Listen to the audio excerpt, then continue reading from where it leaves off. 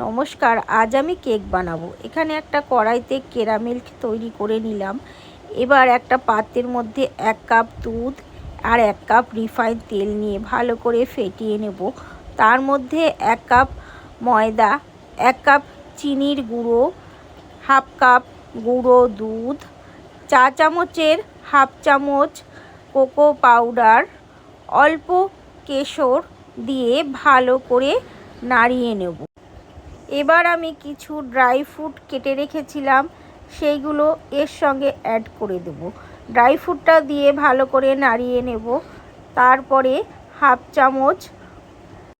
Half চামচ baking powder আর 1 চিমটে baking soda আর ক্যারামেলটা দিয়ে ভালো করে নাড়িয়ে নিয়ে একটা পাত্রের মধ্যে তেল ব্রাশ করে এবার বাটারটা দিয়ে ওভেনে কড়াই বসিয়ে নুন দিয়ে বাটারটা দিয়ে ঢাকা দিয়ে রাখবো। যখন ওপর দিকে ফুলে উঠবে আধা ঘন্টা বাদে নামিয়ে পরিবেশন করব কেক।